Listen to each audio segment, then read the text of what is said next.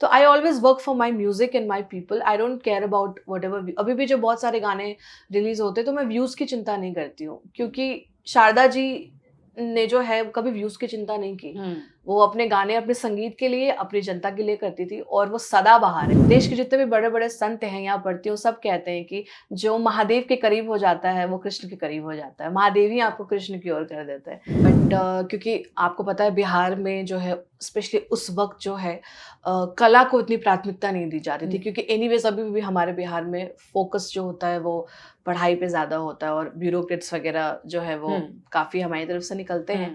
But साहित्य, संगीत, कला, हर क्षेत्र में बिहारियों ने अपना बहुत ही कमाल का योगदान दिया है. ये सब पूरा दुनिया जो है इस चीज़ से परिचित है. बिकॉज मुझे हमेशा क्राउड से प्यार रहा है, to love camera and crowd, कि मतलब you know people are screaming my name Priya Malik. मुझे बहुत बहुत बहुत ज़्यादा आई वॉज ऑब्सेस्ड. तो उस टाइम में ना बिहार के लोगों को रियलिटी शो में ना इतना उस तरीके का इम्पोर्टेंस नहीं दिया जाता था. मतलब उनको एक एंटरटेनमेंट के पॉइंट ऑफ व्यू से दिखाया जाता था. आप अगर कभी फॉलो करोगे ना तो आप देखना, मतलब जो थोड़ा बेसुरा गा रहे हैं या जो थोड़े अश्लील या जो भी इंटरटेनमेंट भोजपुरी टाइप का गा रहे हैं, वो उनको कुछ राउंड्स तक लेके जाते थे, क्योंकि सो कॉल्ड जो भी टीआरपी एंड ऑल होता है कि लोग देखें. और जो अच्छे सिंगर्स थे वो पीछे रह जाते थे. और ये नए नए सिंगर्स अपने आप को वायरल करने के लिए जानबूझ के ऐसे गाने गाते हैं. इसलिए मैं कहती हूँ क्योंकि इनको बहुत सारी चीज़ें हैं, अपब्रिंगिंग मैटर करती हैं, आप किस माहौल में रहे हो वो मैटर करता. क्योंकि अगर आप समाज के बारे में सोचोगे तो आप ऐसे गाने नहीं बनाओगे. बिल्कुल बिल्कुल. कि म्यूजिक तो थेरेपी है. बिल्कुल है. आप रोते हो तो आप म्यूजिक सुनते हो, आपको मोटिवेशन चाहिए होता है तो आप म्यूजिक सुनते हो, जिम में जाते हो तो मोटिवेशन चाहिए होता है. आप देखो सारे जिम जो है हमेशा म्यूजिक बजते रहता है. क्यों बजता रहता है? बिना म्यूजिक के आपने जिम कभी देखा होगा? नहीं देखा. रीजन है क्योंकि it works like a therapy. तो अब जब हम देखते हैं सिंगिंग में या किसी भी प्लेटफॉर्म पे जब लोग होते हैं, कंपैरिजन होते हैं. हाँ, ऑफ कोर्स लोग करते हैं, ये भी सेम जॉनर है, ये भी सेम जॉनर है, तो इसके कितने फैंस हैं और ये कैसे कर रहे हैं. तो ये कंपटीशन आई थिंक अंदर अंदर जो है वो आपके और स्वाति जी में होना चाहिए. स्वाति. तो हाँ, क्या ऐसा कुछ है? तो और कोई है अभी पाइपलाइन में जिनका हम देखेंगे आगे? आई नो आपने तो नीचे जाने लगा. एक minute, cut. Hello everyone, welcome to the AD show. मैं हूं आंचल दुबे और आज हमारे पॉडकास्ट की जो गेस्ट है उन्होंने अपने आप को खुद एक किताब दिया हुआ है, वो है संस्कारी स्वैगर. मुझे आज बहुत मजा आया उनके साथ. वो भारत का गौरव है और जब मैं कहती हूँ तो मुझे बहुत गर्व महसूस होता है ये कहते हुए, क्योंकि अपने संस्कारों के साथ जुड़े रहते हुए भी उन्होंने गानों को, संस्कारी गानों को, लोकगीत को वर्ल्ड वाइड फेमस किया है. I am very proud of her. मैं बात कर रही हूँ प्रिया मलिक जी के बारे में.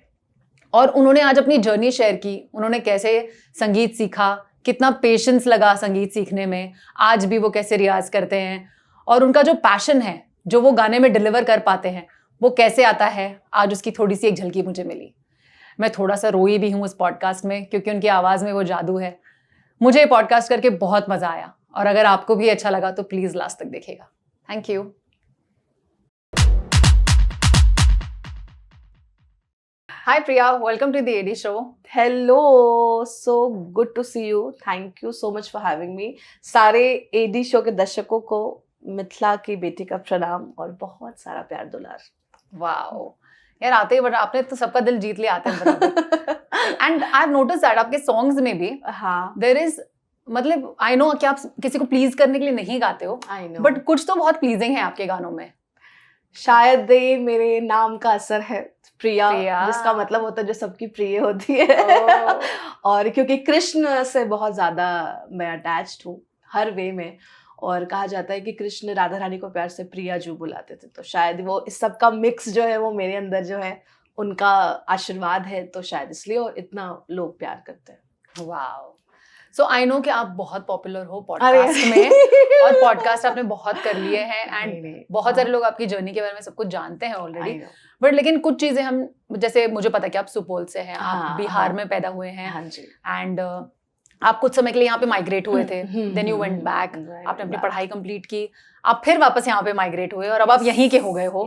ठीक है, तो मेरे लिए आप एक मुंबईकर ही हो. 5-6 साल को रह गया मुंबई में तो फिर वो मुंबईकर हो जाता है. नहीं, बिल्कुल होता है. बट हैविंग सेड दैट, आप मुंबईकर होते हुए भी आपके गानों में वो स्वाद जो बिहार का है वो नहीं जाता.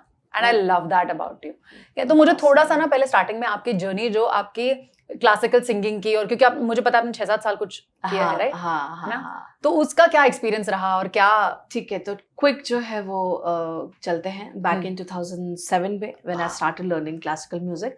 तो मेरे फैमिली में संगीत का माहौल हमेशा से रहा है, बट क्योंकि आपको पता है बिहार में जो है स्पेशली उस वक्त जो है कला को इतनी प्राथमिकता नहीं दी जा रही थी, क्योंकि एनीवेज अभी भी हमारे बिहार में फोकस जो होता है वो पढ़ाई पे ज़्यादा होता है, और ब्यूरोक्रेट्स वगैरह जो है वो काफ़ी हमारी तरफ से निकलते हैं। बट साहित्य, संगीत, कला, हर क्षेत्र में बिहारियों ने अपना बहुत ही कमाल का योगदान दिया है। ये सब पूरा दुनिया जो है इस चीज़ से परिचित है। बट स्टिल मेरे फैमिली में था, बट किसी ने उसको करियर नहीं चुना, क्योंकि पुराना ज़माना था और उस टाइम में स्टेबल है कि नहीं अपने फील्ड में एक किसी को श्योरिटी नहीं थी। सरकारी जॉब लग जाए, ये ज़्यादा उस टाइम के पेरेंट्स की मानसिकता होती थी। बट क्योंकि मेरे मम्मी पापा बहुत ही ज़्यादा ओपन रहे हर चीज़ को लेके कि मेरा जो भी बेटा बेटी हो वो पढ़ाई के अलावा कुछ एक्स्ट्रा जो है वो स्पेशली आर्ट्स में रहे, क्योंकि मम्मी भी बहुत अच्छा कॉलेजेस में ड्रामा और डांस वगैरह में पार्टिसिपेट किया करती थी, और पापा को बहुत गाने का शौक था।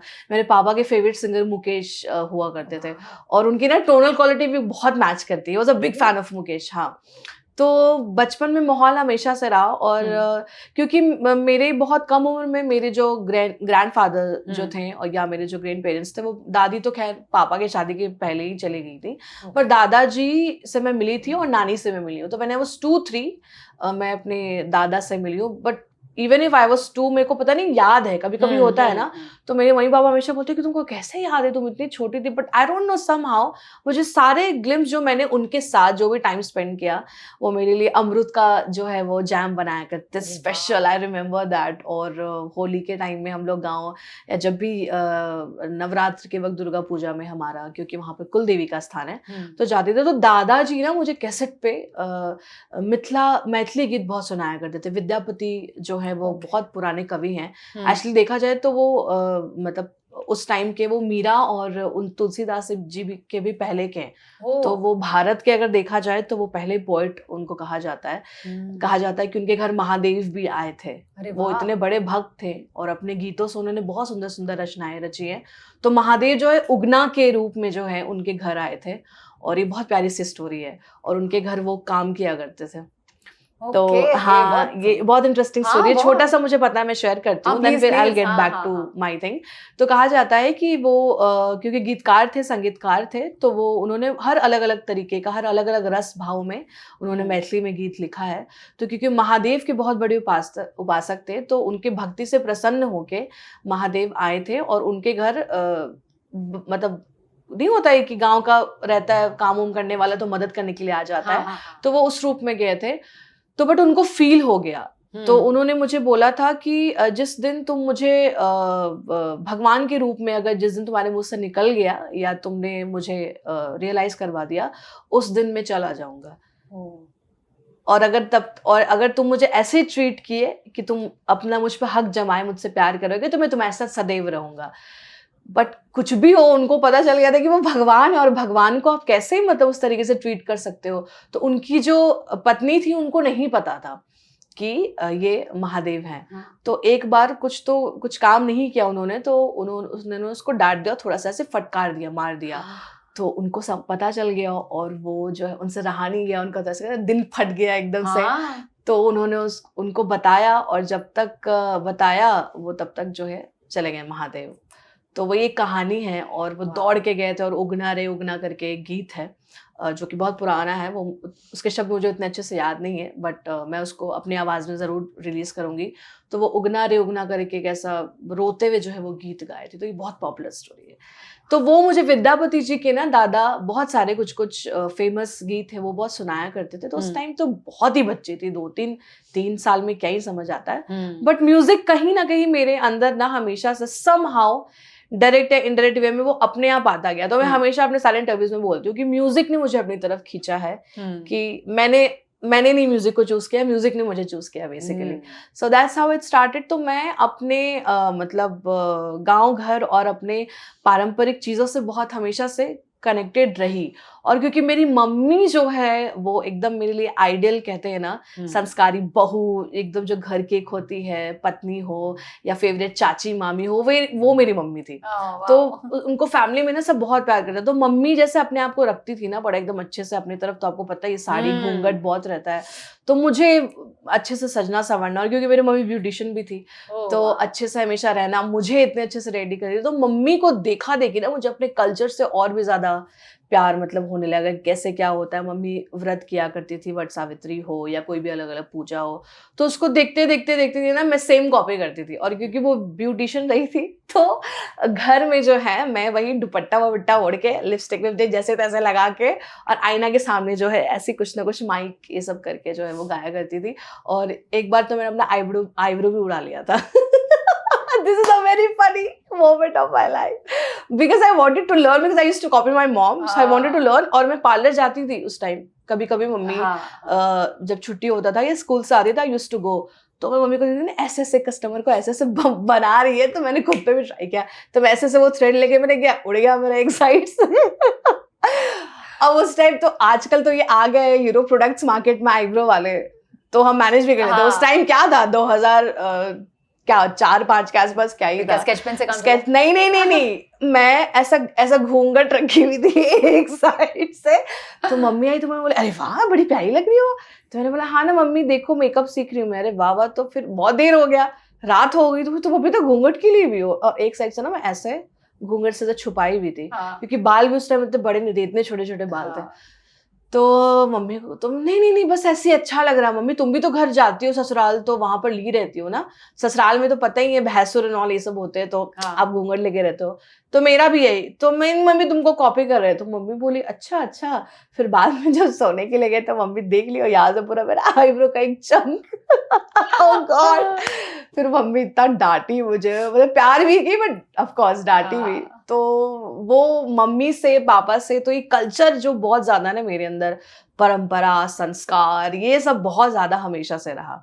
और क्योंकि माहौल था संगीत का, तो डांस बहुत करती थी मैं, मुझे बहुत ज्यादा पसंद था डांस, इसलिए मेरा नाम झुमकी भी मुझे चाची बुलाते थे। This is very popular name जो अब बहुत ज्यादा पॉपुलर हो गया, और मैं सारे इंटरव्यूज में मुझसे पूछा जाता है। तो जब भी मैं स्पेशली दरभंगा जाती हूँ तो वहाँ के जो मेरे भाई बहन क्रिएटर्स हैं तो मुझे झुमकी दीदी बुलाते हैं। तो माई चाची used to call me Jhumki because मेरा जो वॉक था it was never like simple, I always used to walk like this, खटक this was my walk, so she used to call me Jhumki. But क्योंकि सब मुझे प्रिया मलिक ही सब कोई फैमिली में बोलता था, they never used to call me even प्रिया मलिक पूरा नाम, तो मेरा कोई निकनेम ही नहीं हुआ, तो ये नाम फिर पॉपुलर नहीं हो पाया। ये अभी 1 साल से झुमकी, तो ये था मेरा। तो लोगों को समझ आ गया कि इसके अंदर जो है आर्टिस्ट जो है वो हो चुकी है अंदर से ये। तो फिर मैंने जब मैं मुंबई आई, कुछ सालों के लिए मैं मुंबई आई थी 2-3 सालों के लिए, तो आई स्टार्टेड विद भरतनाट्यम। तो मैंने भरतनाट्यम में पापा ने मुझे एडमिशन करा दिया था। तो लाइक फर्स्ट 7-6 मंथ्स मैंने भरतनाट्यम सीखा, और फिर जब वापस से मैं पटना आ गई तो फिर मैंने कथक सीखना स्टार्ट किया। तो 1 साल तक मैंने कथक सीखा, बट वही नीचे म्यूजिक क्लास चलता था, तो आई यूज्ड टू गो, और मैं जब घुंघरू खोलने के बहाने I used to go and listen कि वाओ मजा आ रहा है, सारेगामा क्या चल रहा है, तो अच्छा लगता था। तो वही फिर मैं ना वही रेडी होके और आईना मैंने ऐसे प्रैक्टिस किया करती थी। और 2-3 गाने उस टाइम चलते थे रेडियो में, तो के का गाना एक आया था, फिरता रहूं दर बदर, और ये सारे गाने थे, टूटा टूटा एक परिंदा ऐसे टूटा, तो 2-3 ऐसे गाने जो गुनगुनाया करती थी। और तो पापा और मम्मी को क्योंकि म्यूजिक की समझ थी, because they were a good listeners, तो वो लोग को समझ आया कि इसको गाने में भी इंटरेस्ट है। और because I started learning dance, तो उसके वजह से वो जो परफॉर्मर वाला एक एटीट्यूड होता है ना, वो बचपन से मेरे अंदर उनको ऐसा लगता था, क्योंकि मैं हमेशा कंगी वंगी लगी, मतलब I never used to stand sing like this. वो हमेशा मैं एक ऐसा लहरा के बलखा के एंड ऑल वो सब क्या करती थी, इमेजिन कर रही हूँ मैं, हाँ ना। मुझे कभी कभी लगता है कि काश वो रिकॉर्डेड होता, I could see now. But एक वीडियो है मेरे पास, I share it with you, वो मेरे इंस्टा पे पोस्ट भी किया था। व्हेन आई स्टार्टेड नया लर्निंग, तो ऐसे फैमिली में, और I was a never like शर्माना बच्चा होता है ना, कि अगर आपको कुछ होता है आता है तो पेरेंट्स जो पूरे परिवार के सामने बोलते हैं अरे ये तो बहुत अच्छा करके दिखाओ, तो बच्चे शर्मा जाते हैं। मैं वेट करती थी कि कब बस बोलो और मैं चालू हो जाऊं। तो आई वाज लाइक दैट। तो वो एक वीडियो है जहाँ पर मेरे सारे फैमिली मेंबर्स बैठे हुए और मैं वो वाला गाना गा रही थी, पल पल पल पल हर पल, ये वाला गाना गाई थी। और फिर नया नया मैंने सीखा था वो 4 दिनों दा प्यार ओ रब्बा बड़े लंबे जुदाई, तो नया नया सीखा था और बहुत रॉ था, मतलब उस टाइम तो उतना सीखी नहीं थी। तो वो गा रही हूँ वीडियो, बहुत क्यूट वीडियो, तो मैं आपको शेयर करूंगी। तो फिर वही डांस से फिर सिंगिंग में शिफ्ट हो गई, क्योंकि एक कॉम्पिटिशन में मैंने से पार्टिसिपेट किया था स्टेट लेवल पे। तो वो बस ऐसे ही हंसते खेलते मेरा सिलेक्शन हो गया था उसमें। Then I went to Delhi, फिर दिल्ली में फिनाले था उसका, बट ऑफ कोर्स वहाँ पे नहीं हो पाए क्योंकि वहाँ पे बहुत सारे ट्रेंड बच्चे आए हुए थे। फिर मैं वहाँ से वापस आई ना, तो फिर मैंने पापा ने मुझसे पूछा कि क्या करना है, तुम्हें सीखना है कि नहीं सिंगिंग, बताओ तो मैं देखता हूँ। तो आई वाज लाइक कि हाँ पापा, तो डांस का क्या करना है, मैंने बोला मैं दोनों करूँगी। तो कुछ महीनों के लिए मैंने डांस भी I used to go 6 in the morning, Sunday को होता था 6 बजे, और 9 बजे से मेरा सिंगिंग क्लास। तो 6-7 महीने तक तो किया, लेकिन अब छोटी बच्ची क्या क्या करे, तो 2nd क्लास में थी।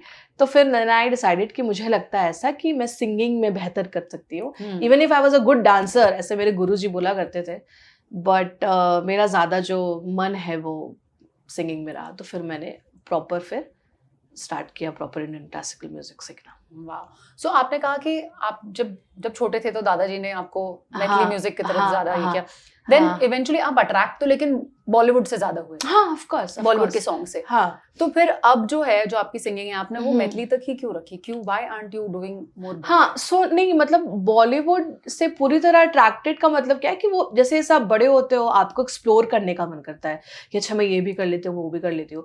तो मैं प्रॉपर क्लासिकल बैकग्राउंड से थी, मतलब मेरे एक टाइम में I was singing so good कि मेरे गुरुजी और पापा की इच्छा थी कि मैं क्लासिकल सिंगर बनूं। हाँ, तो मैं प्रॉपर क्लासिकल, और मतलब क्योंकि मैंने एकदम गुरु शिष्य परंपरा से, मेरा जयपुर घराना है और मेरे गुरुजी का नाम श्री विजय सिंह है। अभी पिछले साल ही पास्ड अवे। तो उन्होंने मुझे एकदम ऐसे गोदी में बैठ के सिखाया, क्योंकि I was just 7 when I started learning. तो 7 से 13 साल तक जो है मैंने रगड़ के, कहते हैं ना एकदम, हमारे एक लैंग्वेज होता है रगड़ के एकदम रियाज करना, तो गुरुजी के साथ बहुत रियाज किया। तो स्टार्टिंग में जब आप मतलब जो घराने वाली जो सीखते हो ना आप, तो उसमें एक होता है, आई डोंट नो, सबका अपना अपना स्टाइल होता है, बट हमने जो सीखा था, तो we were not allowed to sing any फिल्मी सॉन्ग। स्ट्रिक्टली मेरे गुरुजी ने बोल दिया था कि अभी बेसिक है, अभी इसको शुरू की समझ होगी, तो अभी कोई फिल्मी गाना नहीं गाना। तो 2 साल तक मैं कुछ नहीं, फिल्मी गाना मैंने छुआ ही तक नहीं था। Only I used to learn the अलंकार, जो हमारा बेसिक होता है, ताकि मुझे सुरों की समझ आए। फिर धीरे धीरे राग जो हमारे होते हैं, उसमें भी अलग अलग ईयर होती है, 1st, 2nd, 3rd ईयर, और हर ईयर के अलग अलग राग होते हैं।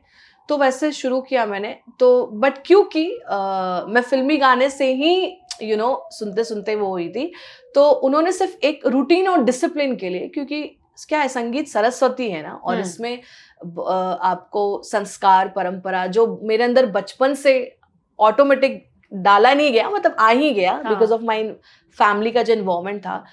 तो इसमें भी एक बहुत ज़रूरी होता है कि आप डिसिप्लिन, एक आपका रूटीन, जैसे हम सुबह 4 बजे पापा जो मुझे उठा देते थे, मैं रियाज करती थी सुबह सुबह 4 बजे, और फिर 6 बजे स्कूल जाती थी।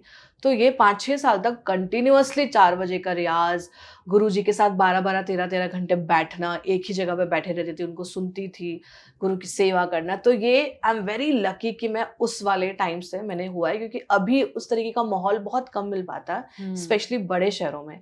अभी बस स्टूडेंट को बस रहता है कि बस मैं जल्दी से सीख लूं। और संगीत ऐसी चीज है, इट्स लाइक कहते हैं ना, अथाह सागर है, आप जितने अंदर जाओगे उतनी आपको मोतियां मिलेंगी, इट्स नेवर एंडिंग। तो at least I am very happy कि मुझे वो एक माहौल देखने का, जहाँ पर ऐसे शिष्य बैठे हैं, बहुत सारे गुरु सिखा रहे हैं आपको, तो वो वाले माहौल में मैं रही हूँ, तो मुझे बहुत ही अच्छा लगता है। तो उससे मेरी ऑफ कोर्स कल्चर से और ज़्यादा प्यार, और अपनी संस्कृति से बहुत ज़्यादा वो और मैं क्लोज जाती गई। तो फिर 2-3 साल के बाद, क्योंकि फिर DVD वगैरह, CD कैसेट्स का ज़माना जो और थोड़ा सा अपडेट हो गया, तो मुझे हमेशा से था एक चीज़ कि मुझे ना अपने आप को एक चीज़ में बांध के नहीं रखना है कि मैं अगर क्लासिकल हूँ तो मैं क्लासिकल ही गाऊँ। मुझे एक्सप्लोर करने का हमेशा से ही शौक था। और क्योंकि फिर बैक इन 8 के बाद ना रियलिटी शोज का बहुत ज्यादा मतलब ट्रेंड, अभी के लैंग्वेज में तो ट्रेंड बहुत चल गया था, तो लिटिल चैम्प्स वगैरह वो सब आता था, तो टीवी पे फिर देखना स्टार्ट किया जब डिश लग गया था हमारे यहाँ तो उसके बाद तो मुझे बहुत मतलब चस्का चढ़ा कि मुझे भी रियलिटी शो में जाना है, मुझे टीवी पे दिखना है, बिकॉज मुझे हमेशा क्राउड से प्यार रहा है, to love camera and crowd, कि मतलब people are screaming my name Priya Malik, मुझे बहुत बहुत बहुत ज्यादा आई वाज ऑब्सेस्ड। तो फिर और गुरुजी मेरे क्योंकि बहुत ही कमाल के इंसान भी बहुत थे, और गुरुजी का उनका जो एक स्टाइल था वो तो था ही, but it was very cool गुरु कूल, तो एकदम कूल गुरु थे मेरे गुरुजी। तो इट वाज लाइक वो मुझे खुद तैयारी करवाते थे, क्योंकि जो मैंने कंपटीशन किया था ना, जो मैंने आपको बताया एक कंपटीशन में, उसके वो जज थे गुरुजी। फिर बाद में वही मेरे जाके गुरुजी जब हम दिल्ली से आए थे, फिर पापा ने उनको ढूंढा, फिर हमने उनसे सीखना स्टार्ट किया।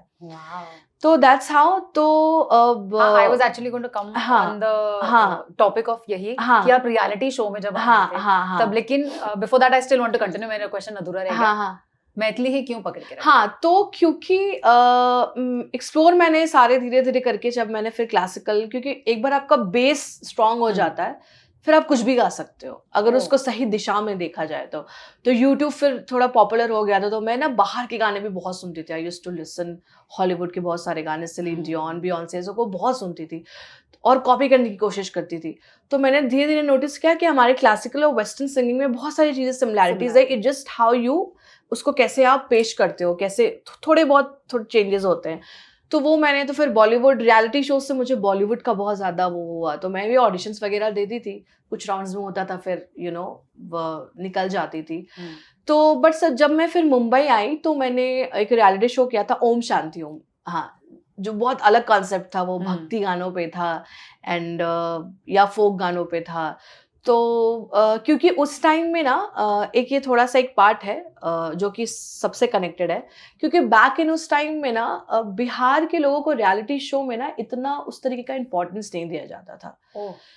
मतलब उनको एक एंटरटेनमेंट के पॉइंट ऑफ व्यू से दिखाया जाता था। आप अगर कभी फॉलो करोगे ना तो आप देखना, मतलब जो थोड़ा बेसुरा गा रहे हैं या जो थोड़े अश्लील या जो भी इंटरटेनमेंट भोजपुरी टाइप का गा रहे हैं, वो उनको कुछ राउंड्स तक लेके जाते थे, क्योंकि सो कॉल्ड जो भी टीआरपी एंड ऑल होता है कि लोग देखें, और जो अच्छे सिंगर्स थे वो पीछे रह जाते थे। ऐसा बहुत हुआ है, हमने बहुत ज्यादा झेला है, क्योंकि जब हम लोग गाते थे तो मुझे लगता था कि अरे यार एटलीस्ट उससे तो अच्छा ही मैं गा रही हूँ। ऑफकोर्स मुझ में कुछ कमी होगी, लेकिन एटलीस्ट उसको जो आप उसको सेलेक्ट करके मुझे अगर आपने रिजेक्ट कर दिया एंड ही इज गोइंग और शी इज गोइंग देयर, तो थोड़ा बेसुरा गा रहे हैं या हंसी मजाक से उस टाइप के भोजपुरी गाने गा रहे हैं या बहुत ही अजीब तरीके से बेसुरा गा रहे हैं, उनको आप टीवी राउंड्स में लेके जा रहे हो, और हम जो कुछ सिंगर्स अच्छा गा रहे हैं उनको निकाल दे रहे हो। तो माय पेरेंट्स यूज्ड टू से कि कोई बात नहीं, तुम्हारे लिए एक अलग सा बनेगा, कुछ अलग होगा बेटा, अच्छा होगा, अच्छा होगा।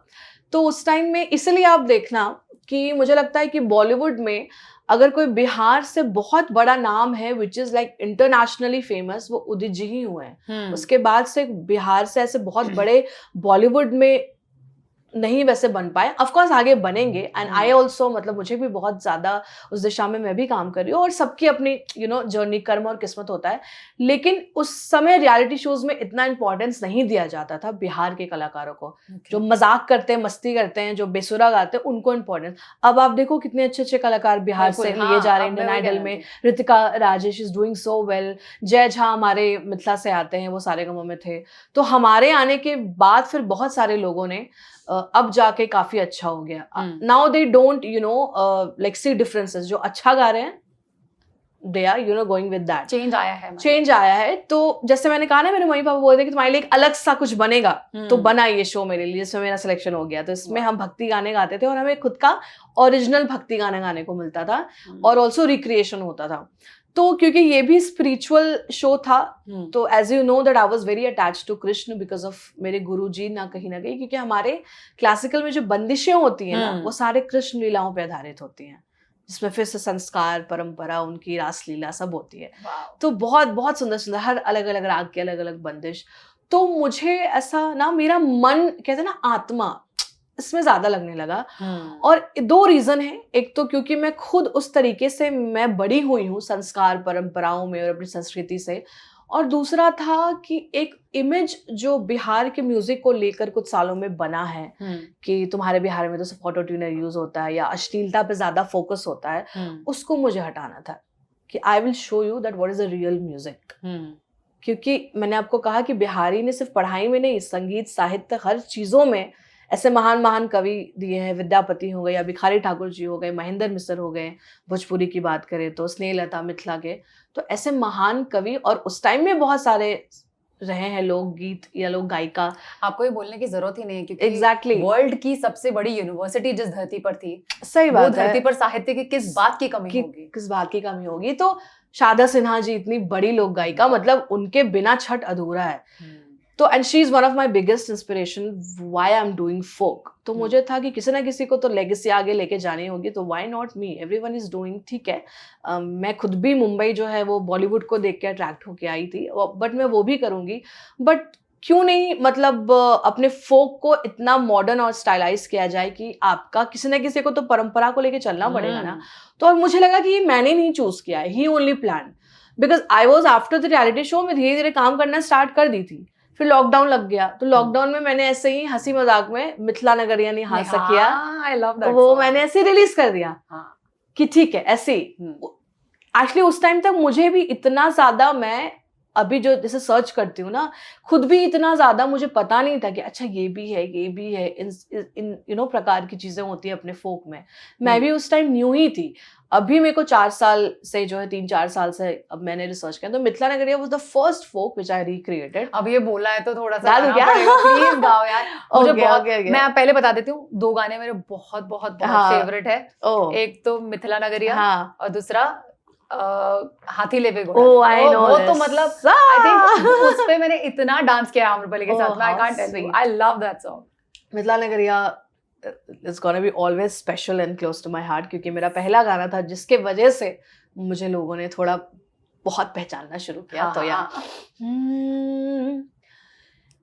जेकरा लागी जोगी मुने जप तप कैले से मोरा मिथिला में पाहुन बन के अइले कि आज लोढ़ी से सिकाए उनके गाल सखिया, आज लोढ़ी से सिकाए उनके गाल सखिया कि चारों दुल्हा में बड़का कमाल सखिया, आजो मिथिला नगरिया निहाल सखिया, आजो मिथिला नगरिया निहाल सखिया कि चारों दुल्हा में पहुना कमाल सखिया। आपने क्यों किया ये? अरे थोड़ा मैं भी रोने लगूंगी, आई कैन नॉट से इट और क्राई। नहीं बट आपने नहीं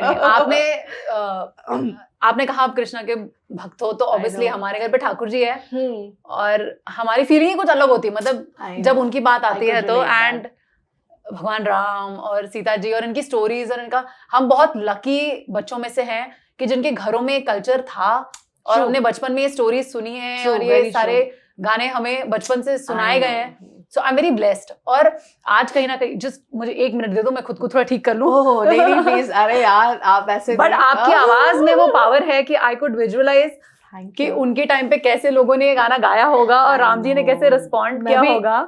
ऐसी इमोशनल होती हूँ कभी कभी स्टेज पे कि मतलब क्या रहा होगा ना वो दिन, बिल्कुल वो युग। वाओ, बहुत ब्यूटीफुल, बहुत प्योर रिलेशनशिप्स थे वो। और मतलब हमारे तरफ पाहुन को इस तरीके से इतना जो सत्कारते हैं, आई थिंक वो और किसी, सबके अलग अलग कल्चर होते हैं, बट जो बिहार के मिथिला का जो अपने दामाद को जिस तरीके से यू नो एकदम अपने बेटे से भी ज्यादा या बेटी से भी ज्यादा जो प्यार करने का तरीका होता है, दिस इज अनबिलीवेबल। और आई डोंट थिंक सो, मतलब ठीक है everybody has their own culture and style ritual, but हमारे तरफ ये बात ही अलग है, बहुत बहुत क्रेजी। तो बस ये रिलीज हो गया और उसके 2-1.5 साल तक तो कोई रिस्पॉन्स नहीं था, एकदम भी रिस्पॉन्स नहीं था। जैसे कुछ 12-13 हजार व्यूज आए थे 1 साल में। फिर ये टिकटॉक पे बहुत वायरल हुआ। हाँ, टिकटॉक पे काफी वायरल हुआ था, और फिर लेकिन फिर उसके 6 महीने के बाद टिकटॉक पे बैन हो गया। तो बट हालांकि मेरा जो भी म्यूजिक होता है, मैं वो व्यूज के लिए उम्मीद नहीं रखती हूँ कि ये तो वायरल होगा। what I'm doing for my music, that is important for me, कि मैं हम्म। अपने तरफ से अपने संगीत को क्या दे रही हूँ और अपनी जनता को क्या दे रही हूँ, हम्म। अच्छा चीज़ दे रही हूँ।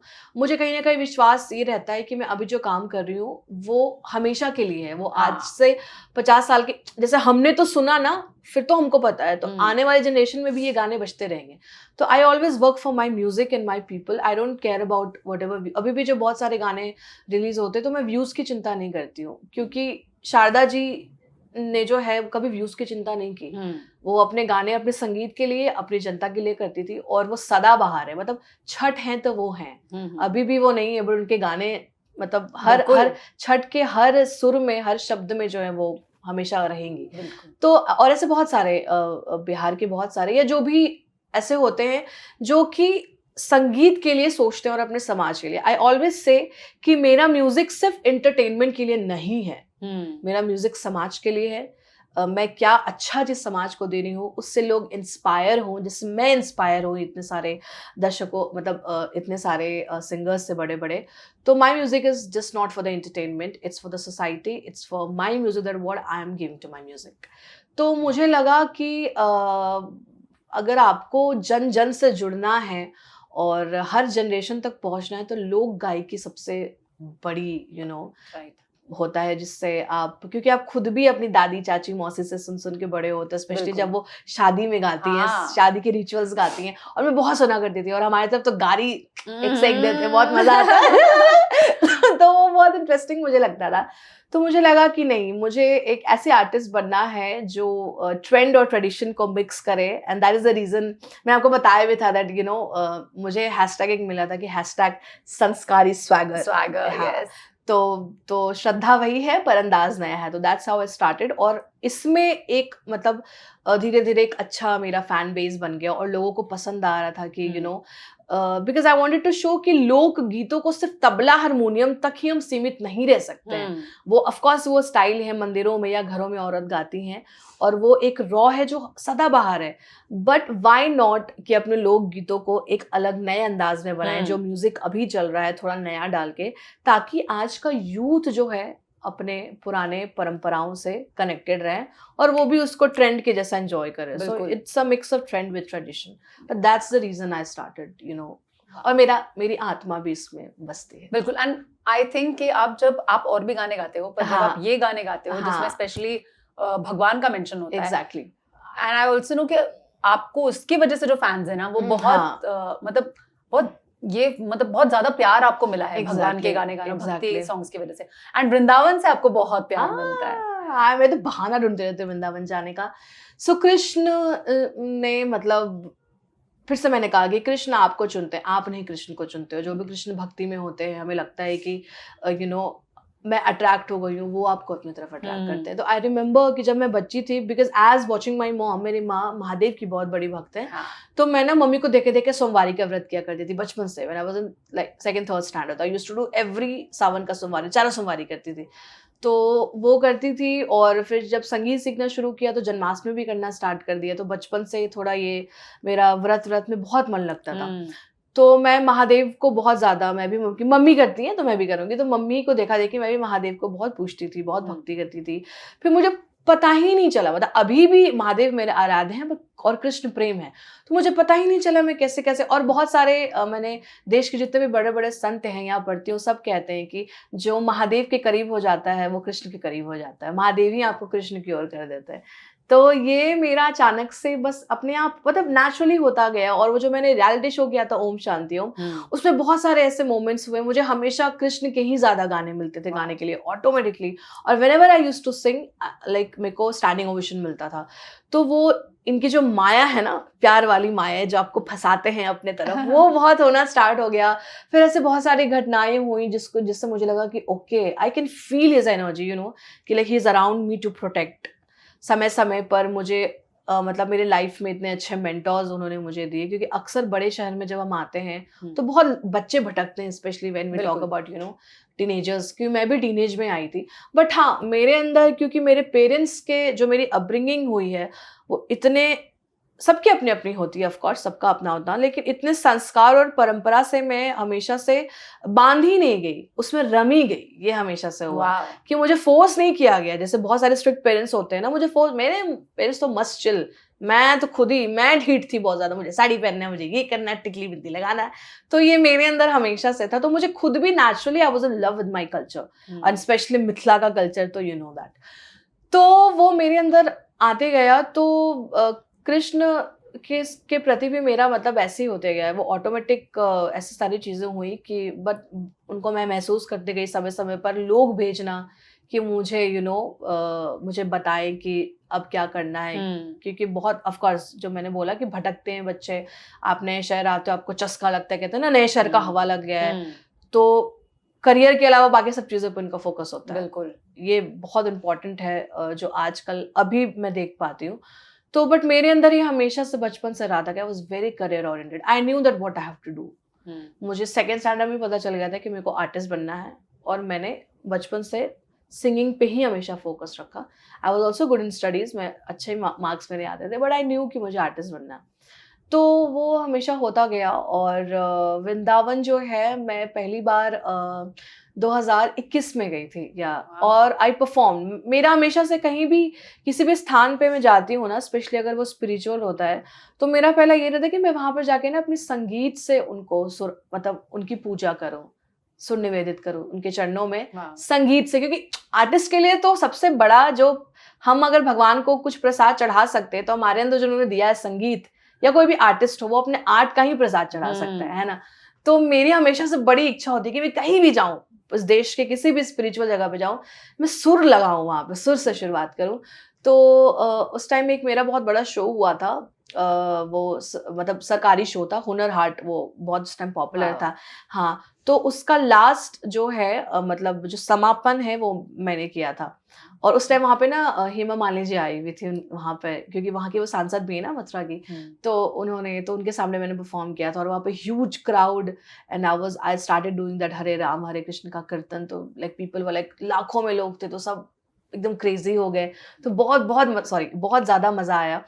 तो उसके बाद फिर लगा, उसके बाद से बस कान्हा ने बुलाना चालू कर दिया, हर साल मैं जाती हूँ अभी तक। उसके बाद से मैं, उनकी कृपा है कि लाइक एवरी ईयर कुछ ना कुछ मेरा बन जाता है। इवन अगर मैं दिल्ली जा रही रहती हूँ, तो मैं एक दिन के लिए ट्रिप मार लेती हूँ वृंदावन का।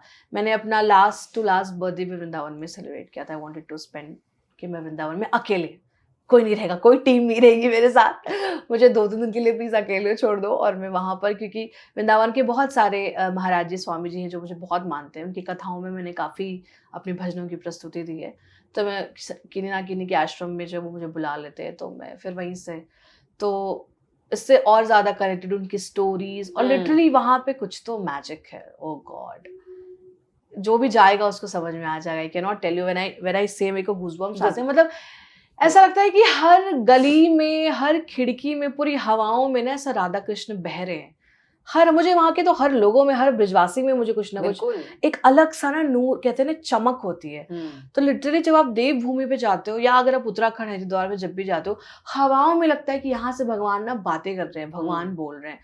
तो मुझे साल में, मैं हमेशा कोशिश करती हूँ, या मैं हमेशा, एक तो मैं हमेशा बोलती हूँ, ऐसे तो हर चाइल्ड जो है वो स्पेशल होते हैं भगवान के, बट मैंने एक चीज देखा, मैं जब भी दिल से मांगती हूँ ना कि मुझे यहाँ पर आना है, मुझे तो आना ही आना है, मेरा कुछ ना कुछ प्लान बन जाता है। वाह। तो वेदर इट्स हरिद्वार, ऋषिकेश या वृंदावन, अभी मुझे बहुत इच्छा हो रही है, I really want to go Tirupati and Jagannath, वो मैं अभी तक से नहीं गई हूँ।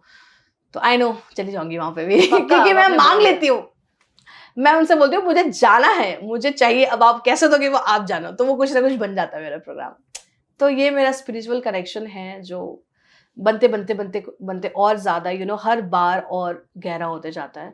तो आई थिंक ये सब उनका ही है, वो करते हैं, हम कुछ नहीं करते हैं। बिल्कुल। What I am speaking, he is speaking, सिर्फ शरीर मेरा है, और जो है शब्द उनके और थॉट उनके। That's what I believe.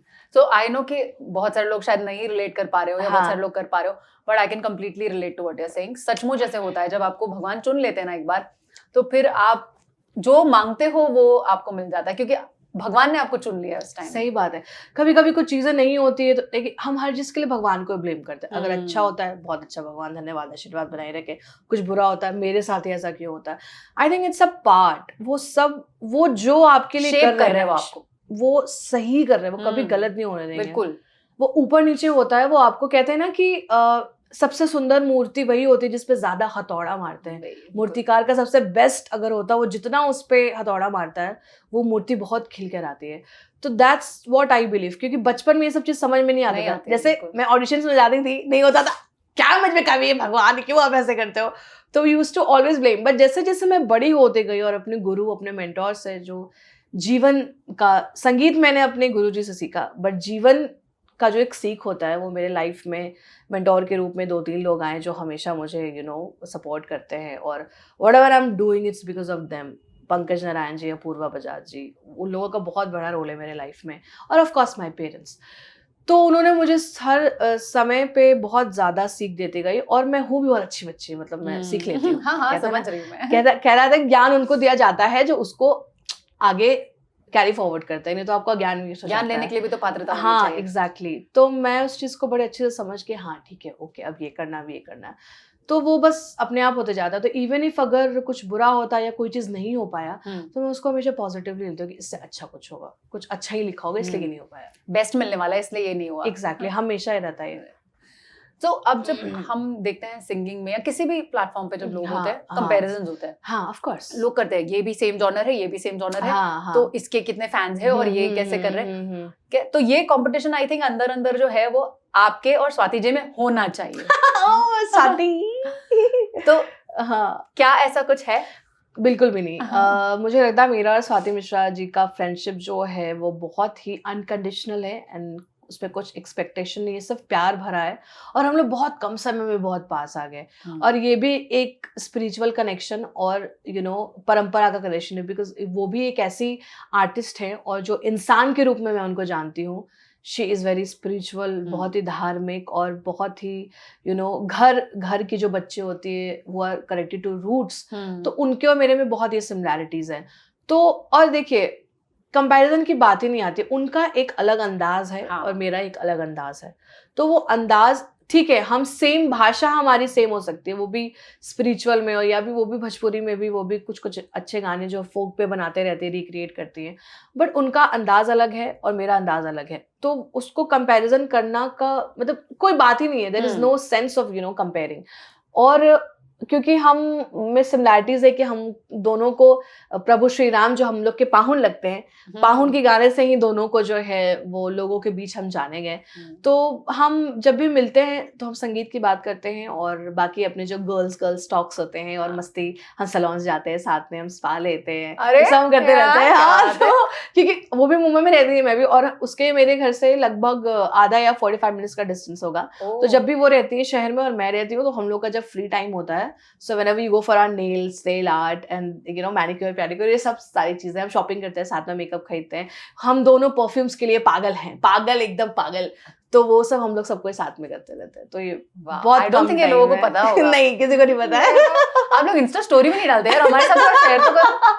नहीं, मतलब कहते हैं ना, मतलब कुछ कुछ चीजें हम प्राइवेट रखना ही पसंद करते हैं, क्योंकि कुछ कुछ चीजें ऐसा नहीं है, हम लोग कभी कभी डालते हैं, बट कुछ कुछ चीजें होती है कि कैमरा से ज्यादा आप अपने दिल के कैमरे में उसको क्लिक करके मेमोरीज बना के रखते हो। तो दैट्स व्हाट।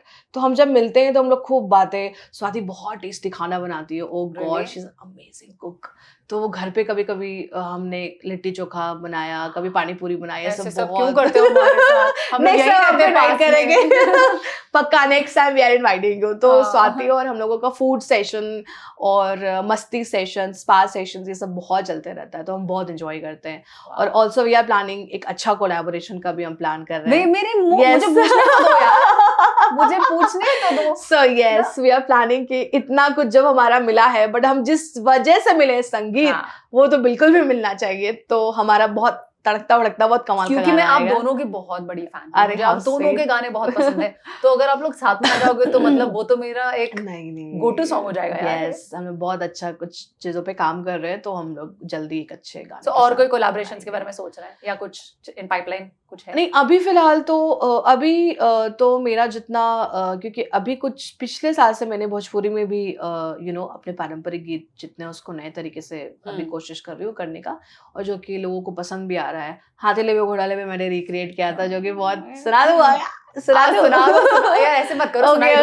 ओके ए हो सरकारी बाबू काहे भैला बेकाबू, चेहरा पे पेंट लगा के अब इतना ना उड़ा राजा, हम हूँ पापा के रानी पटना से पढ़ल बानी, अब ये रिपोर्ट लिखा के तो के चखाइब बहुत माजा, करब डिमांड हमसे बुलेट दहेज में, फिर जिट भी जदे मंगवा डागेज में, लगायब 4 डंडा दिमाग होबे ठंडा, लगायब 4 डंडा, हाथी लेबे घोड़ा लेबे हीरो हंडा, लगायब 4 डंडा दिमाग होबे ठंडा, लगायब 4 डंडा। Wow, I love this song. मतलब जो स्वैग है ना इस गाने का वो बहुत अलग है। And this is only inspired by जो गांव की औरतें होती हैं, दिस इज उनसे ही मैंने सीखा। और मुझे ना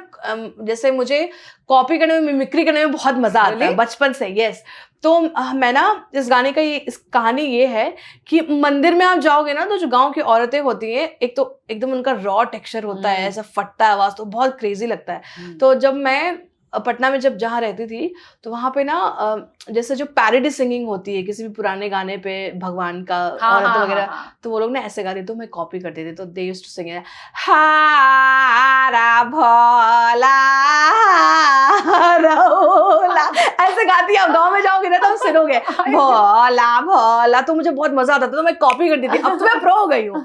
मेरे सारे गानों में जो आप कोरस सुनोगे ना, हाथी लेबे घोड़ा लेबे, जिसमें जो पार्ट्स है वो सारी मेरी आवाज है। रियली? यस मैं अलग अलग आवाजों से उसको मिक्स कर देती हूँ। और अभी आज ही मेरे गाना रिलीज हुआ है, शुभ के लगनवा शुभ हो शुभ, तो उसमें भी मैंने वो एले शोभा केला गाना मा शोभे हो शोभे ऐसा करके डाला है। तो मैं इतनी ज्यादा yes I used to copy सुनती थी। मैं स्कूल से आती थी और मैं सुनती थी कि उनका जो टेक्सचर का फटना और एकदम उस तरीके से करना बूढ़ी बूढ़ी की आवाज में, तो वो मुझे बहुत मजा आता था करने में। तो मैं धीरे धीरे प्रैक्टिस कर करके ना मैं तो प्रो हो गई इसमें। तो मैं गाँव गई थी और गाँव में गारी गीत है, तो ये जब दहेज मांगता है दूल्हा तो ये सब बहुत गाती हैं। तो मैंने सोचा इसको बनाते हैं, कितना मजा आएगा। मतलब जो हम शादी में सुनते हैं और गांव में सुनते हैं, उसको पूरी दुनिया सुनेगी। कितना कमाल का फोक है। तो हमने सिर्फ हुक लिया और पूरा जो है पूरा गाना बनाया, लिरिक्स सब मतलब वापस से लिखा गया पूरी टीम ने और कंपोज किया गया, इसको बनाया। और फिर जैसे ही ये गाना आया, ऐसा तो मुझे एक्सपेक्ट नहीं था, क्योंकि मेरे गाने जो है धीरे धीरे लोगों में पहुंचते हैं और सबको समझ में आता है। बट ये गाना तो दूसरे दिन से ही इंस्टाग्राम पे एकदम सब वायरल हो गया, बूम। तो बहुत भोजपुरी की बहुत सारी अदाकाराओं ने इस पे बनाया था, रील्स बनाया था। तो मेरे मिथिला नगरिया से उन्होंने बनाना स्टार्ट किया था। आम्रपाली दी ने भी मिथिला नगरिया पे बनाया था। वो रील बहुत वायरल हुआ था। उनके वजह से एक्चुअली उस टाइम में वापस से वो गाना इंस्टाग्राम पे बहुत ज्यादा ट्रेंड हो गया था। So thank you. आप लोग में सिमिलैरिटी भी है, आप लोग दोनों जन बहुत उसको भी बहुत प्राउड फील होता है उसके कल्चर के लिए। आपको भी आई कैन फील दैट। यस और ये बचपन वाली नौटंकी भी सिमिलर है आप लोग। हाँ क्या? हाँ, अरे वाह क्या बात है। तो फिर मैंने सोचा कि ओके लोगों को पसंद आ रहा है, तो मैथिली में तो मैं कर ही रही हूँ और हमेशा करूँगी, वो मेरी प्राथमिकता होगी। बट क्योंकि मैं बिहार से हूँ और बिहार में अलग अलग भाषाएं हैं और भोजपुरी कहीं ना कहीं एक बहुत बड़ा बेल्ट है, उसकी ऑडियंस बहुत ज़्यादा है। और एक साइड है जिस पे हम आगे भी बात करेंगे, जो अश्लीलता का एक फैक्टर आता है। Exactly. पूछना दोगी प्रिया? मैं कर लूं क्या? मेरा पॉडकास्ट कर लेती हूँ। दोनों जगह बैठ जाओ, मेरे को कुछ पूछना नहीं दे दो। Okay so we talk on to this. But मुझे था कि जितने भी फीमेल जो स्टार्स हैं भोजपुरी की, जो लीडिंग है जो हमेशा से बहुत उन्होंने किया है, तो उनके साथ उनको फीचर करके और मैं फीमेल सोलो, तो इस तरीके का एक अभी फिलहाल अभी के लिए yes. हमने एक शुरू किया है, तो अभी हम हर अलग अलग कोलैब्स करते हैं। हाँ, लेकिन और कौन है अभी, फॉर एग्जांपल अभी जैसे आपने आम्रपाली के साथ में किया है और मैं अक्षरा के साथ बहुत फोटोज देखती हूँ। हाँ, पर अभी हम करने वाले हैं। हाँ, It's किया not नहीं अभी, it's अभी शूट बाकी है। हाँ. तो अभी दोनों के डेट्स जब मैच करेंगे तो मैं भी उनके साथ करूंगी। और आई एम ऑल्सो लुकिंग, मतलब और जो भी भोजपुरी की अदाकारा हैं उन सबके साथ एक एक अच्छा फोक को नए स्टाइल में बिल्कुल ऑडियो वीडियो मस्त अभी बनाएंगे। बहुत सारा मतलब बन रहा है, गाना बनते ही रहता है, हमारा तो काम ही है।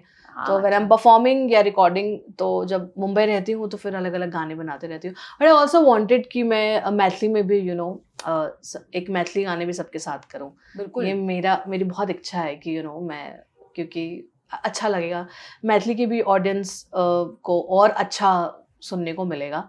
क्योंकि मैथिली म्यूजिक हो रहा है, बहुत टाइम से हो रहा है, बट वही है कि थोड़ा उतना अपडेटेड अभी नहीं है। अभी हमने थोड़ा स्टार्ट किया है तो बहुत सारे लोग फिर कर रहे हैं, बट इट्स नाइस, उस पर भी उनको भी अच्छा कुछ नया सुनने को मिलेगा। और आप जो उसको मॉडर्नाइज भी करते हैं ना, वो भी हाँ, बहुत अच्छा लगता है। The music that you give, it's वो बहुत क्लासी बना देता है, उसको बहुत प्लीजिंग टू द ईयर बना देता है और आज के टाइम का बना देता है, तो लोग अब उसको जनरली हर जगह सुनना चाहते हैं। That's what like यही हमारा थॉट ही यही था कि ट्रेंड को ट्रेडिशन के साथ, ट्रेडिशनल तो गाने हैं उसको, क्योंकि मेरी आवाज उस तरीके की टेक्सचर नया है, तो उसके वजह से मॉडर्न एनीवेज वो साउंड करता है। और फिर उसको म्यूजिक से, बट म्यूजिक हम पारंपरिक ही रखते हैं, हारमोनियम ये सब ही रखते हैं, बट उसमें थोड़ा गिटार्स में मिला देते हैं, सितार के साथ गिटार जो है वो ब्लेंड हो जाता है। तो आपको ऐसा लगता है कि क्योंकि फ्यूजन बहुत ज्यादा आ गया, even in music, even in sound और ये सारी चीजों में, तो डू यू थिंक वो बेनिफिट है, वो आगे बढ़ा रहा है और फोक म्यूजिक को, या वो उसकी कभी कभी अच्छी बात है? देखिए, इट्स आप पे डिपेंड करता है कि आप उसको कैसे बना रहे हो। कभी कभी वेस्टर्नाइज और मॉडर्नाइज करने के चक्कर में ना हम उसके रूट, उसका कोर भूल जाते हैं। हाँ. तो जैसे जब स्टार्ट में मैंने बनाना शुरू किया था ना, तो कुछ लोग, 2-3 लोग, कि अरे उसके जो उसका क्या उसको बोलते हैं, एसेंस है, वो खराब हो रहा है या वो मजा नहीं आ रहा है। पर धीरे धीरे फिर वही ऑडियंस वापस से उनको अच्छा लगने लगा। हाँ. क्योंकि थोड़े जो पुराने लोग होते हैं वो जल्दी एक्सेप्ट नहीं करते, उनको लगता है कि छेड़खानी हो रहा है। और बहुत सारी चीज़ों में होता भी है कि हम मॉडर्नाइज करने के चक्कर में उसका जो रूट है या एसेंस है वो भूल जाते हैं। बट क्योंकि एक चीज़ है कि मैं सोशल मीडिया पे जितने जो मेरे कमेंट्स होते हैं ना, मैं उसको किताब के जैसा पढ़ती हूँ। अरे वाह! जैसे अगर जो मेरे प्रशंसक हैं तो उनको मैं बिल्कुल अपने, जैसे जो पहली किताब होती है ना, मनोहर पोथी जिसको कहा जाता है, उसको मैं वैसे लेती हूँ। और जो नेगेटिव कमेंट्स है वो मेरे लिए बिल्कुल साइंस के जैसा हो जाता है, जिसमें भी मैं नेगेटिविटी में भी वो लॉजिक देखती हूँ कि कोई कमेंट ऐसा है जिस पर मैं काम कर सकती हूँ, और फिर उसको भी, नेगेटिव को भी लेकर देखती हूँ कि और कैसे बेटर हो सकता है। एंड शोलर्स माई फेवरेट्स, ये मेरे सबसे फेवरेट कैटेगरी में आता है। और इनको मैं थ्रिलर किताबों के जैसे देखती हूँ, जो थ्रिलर उपन्यास होता है। तो तीनों जो मेरे, जैसा कि हम सीता के संस्कार और प्रभु श्री राम पाहुन के सत्कार की भूमि से हैं, तो मैं अपने प्रशंसक, आलोचक और ट्रोलर्स को भी बिल्कुल संस्कार और सत्कार से स्वागत करती हूँ और उनसे बहुत सीखती हूँ। तो इसीलिए मैं बहुत ध्यान से पढ़ती हूँ कि क्या है नहीं है, तो धीरे धीरे उस पर काम करती हूँ। अगर कोई चीज़ लोगों को पसंद नहीं आ रही है तो देखती हूँ उस पर कैसे वर्कआउट कर सकते हैं। तो फिर धीरे धीरे वो जो पुराने लोग थे उनको भी अच्छा लगने लगा। और मेरा एक गाना आया था मैथिली में, कता जायछी नवल किशोरियो संग लेने चलो हमरो, तो इट्स अ फोक कता जायछी अवध किशोरियो। ये भाव है कि जा रहे हैं उनको छोड़कर, तो बोल रही है कि मुझे भी अपने साथ ले चलो। तो ये गाने से जो मुझे मतलब जो 60-70 ईयर्स के जो दादा दादी हैं या चाचा चाची कैटेगरी के लोग हैं, उन लोगों का इतना प्यार मिला। व्हेनेवर आई परफॉर्म, स्पेशली जब मैथिली के शोज में जब मैं परफॉर्म करती हूँ, सबसे पहला गाना, मतलब मिथिला नगरिया के बाद अगर मुझे जिस गाने के लिए लोग प्यार करते हैं वो संग लेने चलो हमरो है। तो उनको भी अब धीरे धीरे समझ में आ गया कि नहीं बच्चों तक ये चीज़ें पहुँच रही हैं, तो इसलिए दैट्स हाउ। फिर वो अच्छी बात है, बट इट डिपेंड, आप पे डिपेंड करता है कि आप कितने रेशियो में यूज करते हो मॉडर्निज्म को और अपने परंपरा को, अपनी जो, और रिस्पेक्ट रखते हो या नहीं। Exactly. वो सबसे बड़ी चीज। वो अगर बैलेंस्ड है तो अच्छा है। कभी कभी ओवर कर दें, मॉडर्नाइज म्यूजिक कर दें, गायकी कर दें, लेकिन वो दिल तक नहीं पहुंच रहा। मेन है यहाँ तक पहुंचना चाहिए, दैट इज द रीजन। तो ये मोस्टली अगर आप अच्छी चीज में यूज करो तो अच्छा ही है, बुरे तरीके से यूज करो तो बुरा है। एक गाने का आपने नाम ले लिया, तो अब आप अगर गाओगे नहीं तो हम आगे कैसे बढ़ेंगे? वही वाला? हाँ गाइए, बिल्कुल ठीक है। आई थिंक आपको मैं बाद में समझा दूंगी, पहले गा देते हैं। हाँ बिल्कुल। छोड़ दियो हम कोना के रहब कोना छोड़ के कहूँ कि करब हम कोना जे अब हम संग बिन के कोना मरब हम कतऽ जाइ छी नवल किशोर यो संग लेने चलू हमरो लागै छी अहाँके हम गोर यो संग लेने चलू हमरो कतऽ जाइ छी नवल किशोर यो संग लेने चलू हमरो. तो it's a very sad romantic song where she is saying कि तुम्हारे मैं पैर पड़ती हूँ, तुम कैसे भी ले जाओ बट मुझे ले जाओ. तुम्हारे बिना मैं जीऊंगी कैसे, तुम्हारे बिना मैं मरूंगी कैसे. तो बहुत सुंदर से लिखा गया, रिक्रिएट किया गया. तो इस गाने से मुझे बहुत प्यार मिला. Wow, yes. मैं एक्चुअली वो देख पाती हूँ जब आप गाते हो तो विजुअलाइज कर. That is a power that you have in your singing कि आप वो चीज कर पाते हो लोगों के लिए. Thank you. बस कोशिश है. बिल्कुल. Yes. हाँ, सो अब हम आते हैं उस टॉपिक के ऊपर जो Yes. आपने मुझे नहीं पूछने दिया, आपने खुद ही पूछ लिया. हाँ, लेकिन फिर से आप पूछ हमें पूछ ही लेते हैं. तो देखिए, क्योंकि ना जब आपने जैसे कहा कि हाँ, शोज में आप जाते हो तो हाँ. एक तरीका है बिहारी और भोजपुरी सिंगर्स को देखने का. हाँ, सिमिलरली अब जब मार्केट में गाने आते हैं हाँ, तो वो अश्लीलता की जो वो पराकाष्ठा है, आई थिंक वो भी क्रॉस हो गई है बहुत ज्यादा. हाँ. एंड उसके बाद में उस जॉनर में रहते हुए भी इस तरह का करना सिंगिंग, क्या डिफिकल्टीज है और आप क्या फील करते हो ऐसे सॉन्ग्स के बारे में? सी डिफिकल्टीज तो मैं मतलब क्या ही बोलूंगी कि हमेशा से रहा है. जहाँ अच्छा है वहाँ बुरा तो होगा ही, लेकिन अभी कुछ सालों से ये जो बुरा है वो उसका जो रेशियो है, उसकी जो संख्या है वो बहुत ज्यादा बढ़ गई है. ऐसा नहीं है कि पहले जमाने में मतलब हमारे से पहले टाइम में अश्लील गाने नहीं होते थे और अच्छे गाने नहीं होते थे. उसी दोनों में शारदा सिन्हा जैसी निकली, उससे पहले विंध्यवासिनी देवी, ये सारी बहुत बड़ी लोक गायिका रही हैं. ये हमेशा से चलता आ रहा है. बट हाँ, ये इतना ज्यादा परोस दिया गया है ना. वही होता है कि जो आप परोसते हो वो लोग, ये जो हम ऑडियंस को ब्लेम करते हैं कि ऑडियंस को तो यही पसंद है, इसलिए हम और बनाते जाते हैं, ये सुनते रहती है, हमें व्यूज आ जाते हैं 400-500 मिलियन.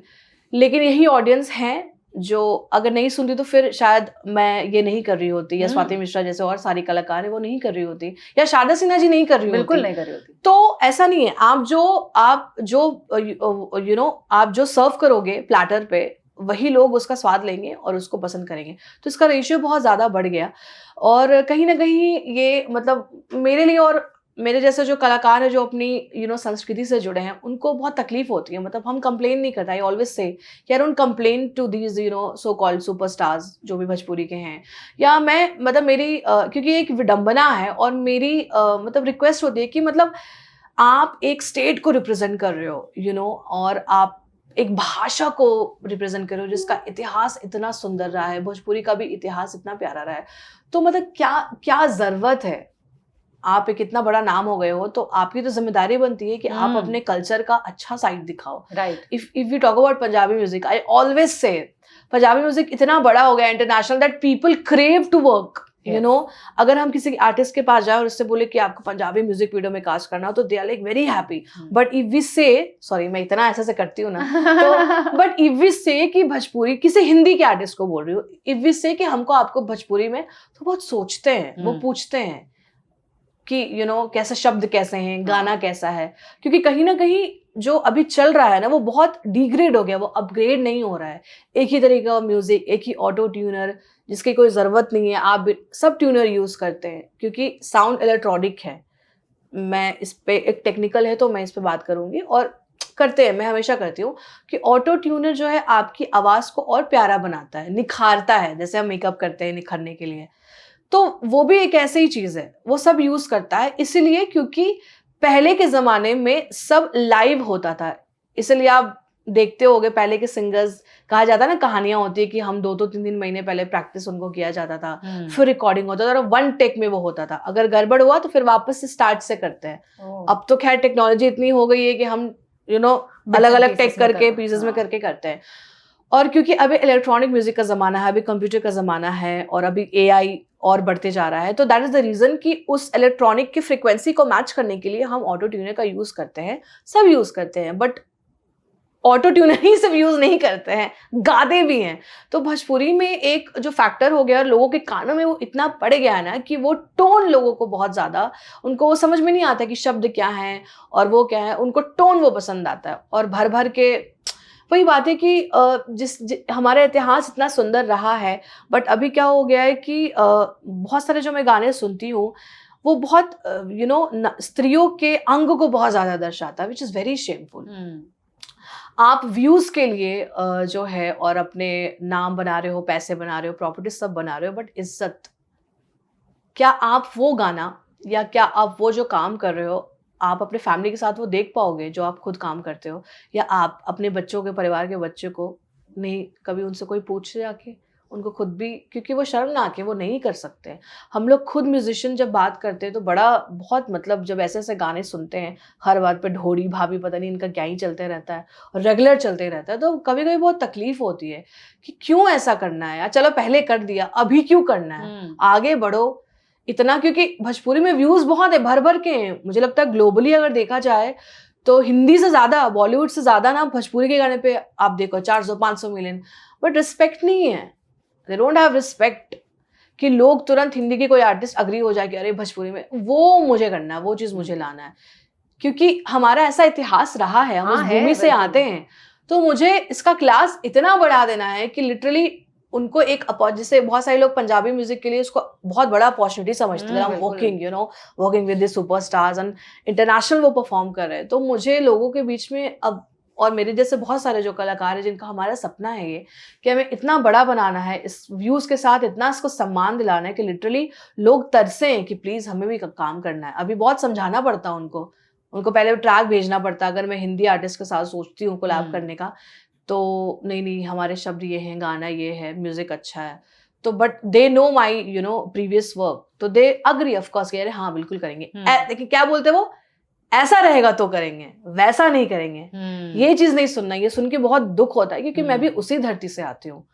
तो ये एक बहुत विडंबना है, बट आई रियली विश कि समय के साथ जो है एटलीस्ट रेशियो कम हो, क्योंकि रेशियो कम ऐसा हो नहीं सकता कि सबसे अच्छा ही बने। ऑफ कोर्स हर जॉनर का एक अपना एक हिस्सा होना चाहिए। हाँ, और उस जॉनर को आप पूरा उस एरिया सब में है। राजस्थानी म्यूजिक में, हरियाणवी म्यूजिक में, ऑफ कोर्स पंजाबी में भी होगा, बहुत सारे, बट रेशियो कम हो गया। अच्छा क्लास काम इतना ज्यादा हो गया, क्लास का म्यूजिक इतना ज्यादा हो गया कि पीपल डोंट सी। बट अभी क्या हो रहा है कि मतलब रेशियो बहुत ज्यादा है, अच्छे काम हैं लेकिन इनका ज्यादा इतना लगातार मार्केट में इतना होता है ना कि लोगों की नजर और कान दोनों नहीं पड़ पाती है। हर दिन में 20-20 लॉन्च करेंगे तो क्या होगा भाई।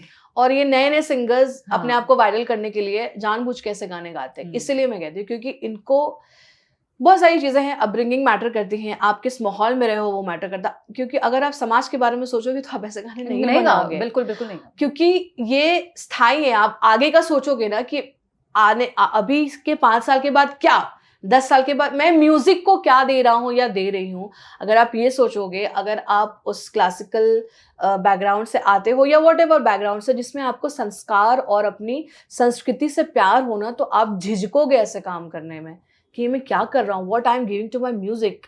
क्योंकि हमारे लिए सरस्वती है, बिल्कुल है सरस्वती, उसके वजह से हमें लक्ष्मी माता के रूप में हमें वो दोनों मिलती हैं। तो अभी हम क्या कर रहे हैं, लक्ष्मी को माता के रूप में नहीं देख रहे हैं, लक्ष्मी को सिर्फ देख रहे हैं कि बस आनी चाहिए, किसी भी तरीके से आनी चाहिए। ये मैंने ऑब्जर्व किया है। और स्पेशली आज के जो नए नए सिंगर्स आते हैं फटाक से, इनको यही, क्योंकि पेशेंस नहीं है, जल्दी चाहिए सक्सेस, पेशेंस नहीं है। हमें पेशेंस कैसे आया, 12-12, 13-14 घंटे गुरुजी के साथ बैठते थे।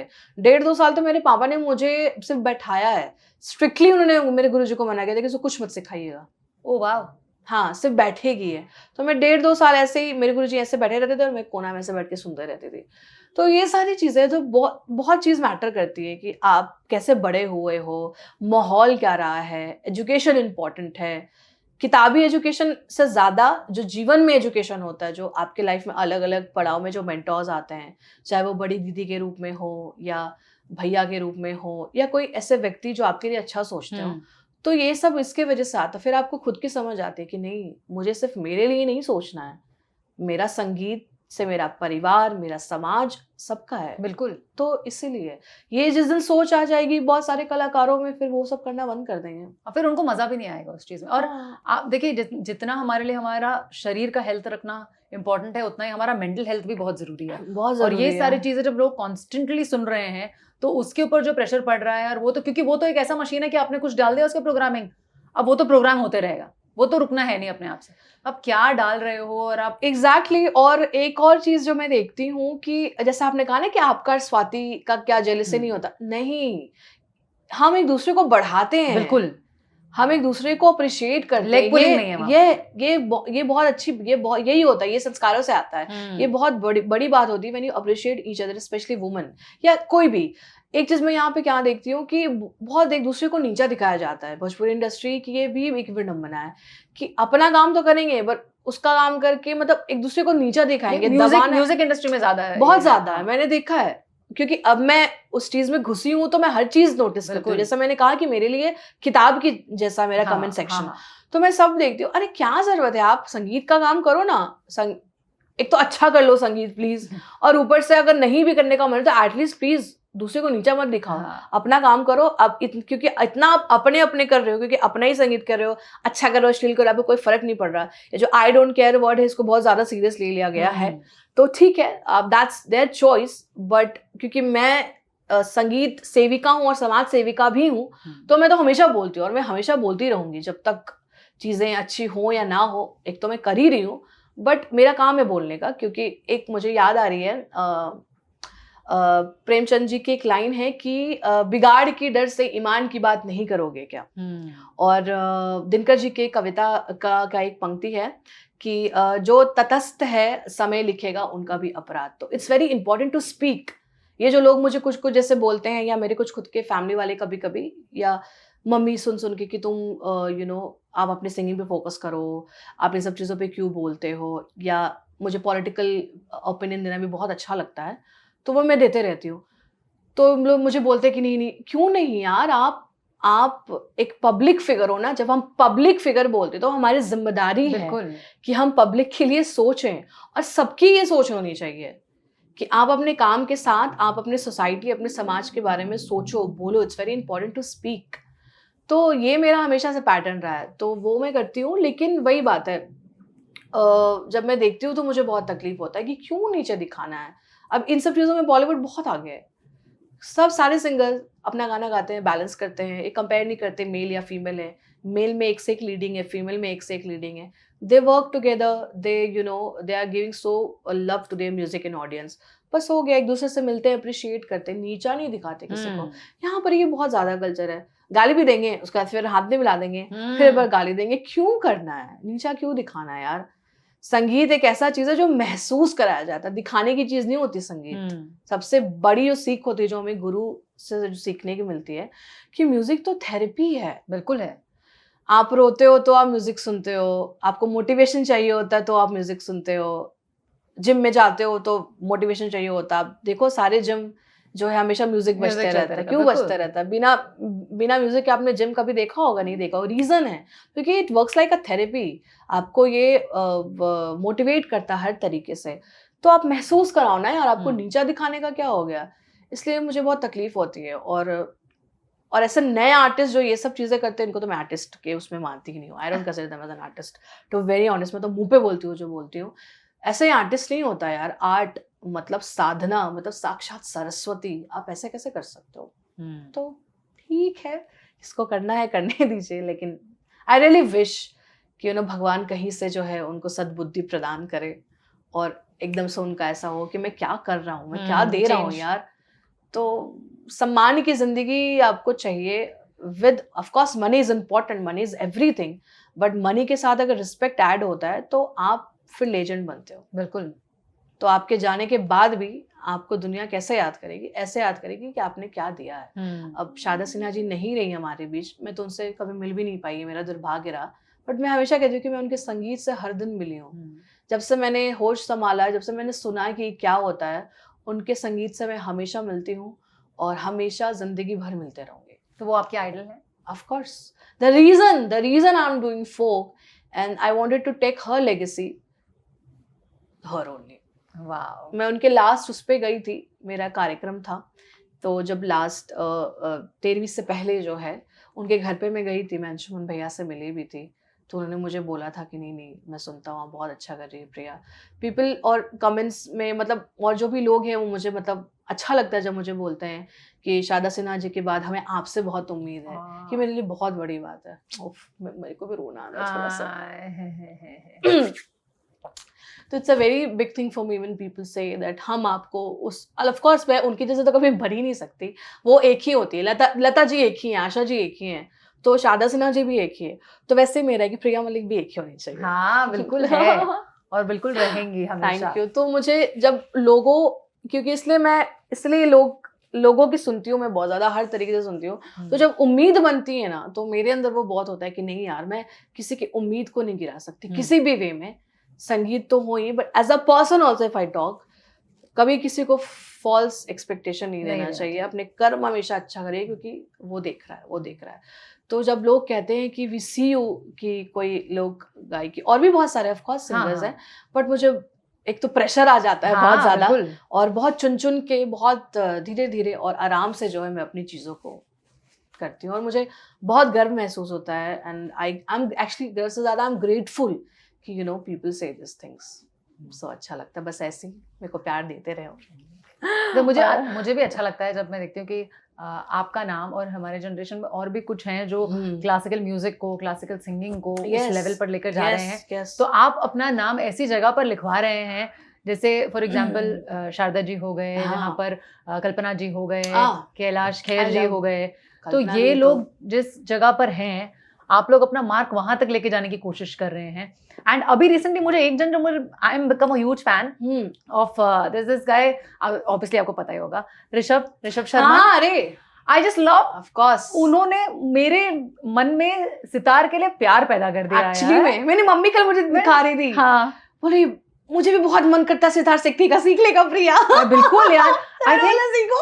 एंड मुझे ना एक और बात करनी है उनके बारे में, जो स्वैग है यार, मतलब लड़के को मेहंदी अपनी शादी पे लगाने बोलो तो वो संकोच करता है कि मैं इतना सही लगाऊंगा, मैं ये, बहुत बड़ी एंड वो प्राउडली उस चीज को, so I feel so proud when I see this generation, जो आप लोग की जनरेशन है, आप लोग कितने प्यार और सम्मान से इसको परोस रहे हैं। सही बात है। और उसका आपने टेस्ट ही चेंज कर दिया, यानी आपने उसको इस टेस्ट में, मतलब कंटेंट आपका, वही बात है, ट्रेंड को ट्रेडिशन के साथ मिक्स कर दिया। अच्छा तुमको ट्रेंड चाहिए ना, तो हम अपने ट्रेडिशन को ही इतना निखारते हैं, बना दिया। जैसे आई सी म्यूजिक ना, मैं मेकअप की जैसे देखती हूँ, जैसे मेकअप में ऐसे होता था, लेयर्स होते हैं, वैसे ही अब जो है पुराने के मेकअप और अब के मेकअप में देखिए तो अपडेट होते हैं, बट पुराना वाला अंदाज ही रहता है। तो ये बहुत, या खाने को आप जितना मसाला डालिएगा ना वो अलग अलग निखरता है।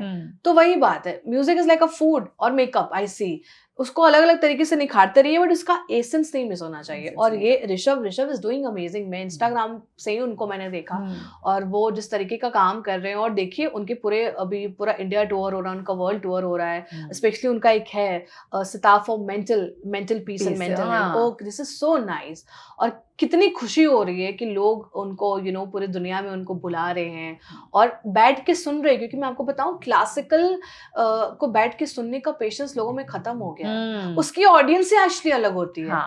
जैसे इस दुनिया में या अपने इंडिया में बहुत सारे क्लासिकल सिंगर्स हैं, पर सब कहते हैं ना, बट उनके शोज जैसे इस तरीके के फोड़ता के तो बहुत शोज होते हैं, पर ये बहुत क्लास, क्योंकि पेशेंस चाहिए होता है आपको बैठ के सुनने में, तो इनकी अपनी ऑडियंस होती है, बट एक अपनी ऑडियंस के साथ मास को उसमें लाना is a very big thing, और बहुत कमाल की बात है। ऐसी स्टाइलिंग कर दी है ना आप लोगों ने गाने में और म्यूजिक में कि लोग खींचे चले आ रहे हैं। Youth wants to be attach in सारी चीजों के साथ में, which is hats off to all of you. मैं आप सबको उस एक इसमें ला रही हूँ क्योंकि सचमुच में बहुत मेहनत लगती है अपने रूट्स के साथ जुड़े, क्योंकि बहुत पेशेंस का काम है। आपको तुरंत उतने व्यूज नहीं मिल जाएंगे और तुरंत उतना सक्सेस। और लोग क्यों पसंद कर रहे हैं, वही एक फैक्टर कि यंग है, बट अपने मिट्टी से जुड़ा है, अपनी भाषा अपनी संस्कृति से जुड़ा है।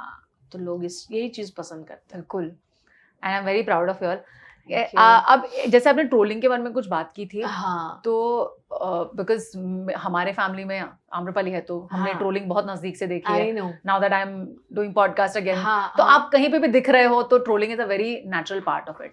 सो ट्रोलिंग जब तक काम से रिलेटेड हो और जब तक आपसे एक्सपेक्टेशन हो और आप हाँ। फीडबैक दे रहे हो तब तक अलग है, बट कभी कभार ट्रोलिंग पर्सनल हो जाती है। हाँ, अब होती मैं है। आपसे क्वेश्चन इसलिए पूछ रही हूँ क्योंकि मैंने आपके पहले के भी वीडियोस देखे और मैंने आपके आज के भी वीडियोस देखे हैं, हाँ, और उस कंपैरिजन में you have put on a lot of weight. Yes yes of course, I am sure कि उस मामले में भी बहुत ट्रोलिंग ज्यादा होती है। होती और जब मैंने वेट पुट ऑन किया था तो कुछ थोड़ी थोड़ी फैमिली में से भी हुई हाँ थी। हाँ, परिवार वाली पहले आते हैं बट ठीक है, वो भी कंसर्न इसलिए आते हैं, हाँ। लेकिन है मतलब ये चीज है, आप गेन कर लो तो प्रॉब्लम, लूज कर लो तो चार्म खत्म हो गया। अभी जैसे 2-3 साल पहले I was talking before this, हाँ, तो मैंने एक तो मैं हमें खाते पीते घर से हूँ तो हमेशा हम लोग ऐसे ही रहे हैं, हाँ। लेकिन कुछ मेरे बॉडी में ऐसी प्रॉब्लम्स हो गई, जैसे मेरे को स्लिप डिस्क का प्रॉब्लम हो गया, तो इतनी दवाइयां चली ना कि उसकी वजह से मेरा बहुत वेट गेन हो गया। बट फिर भी उस टाइम में मैंने लॉकडाउन के टाइम में मैंने काफी वेट लूज किया था, लॉस अराउंड 20-25 kgs। तो उसमें भी फिर प्रॉब्लम, चार्म चला गया है, क्यूटनेस चली गई है।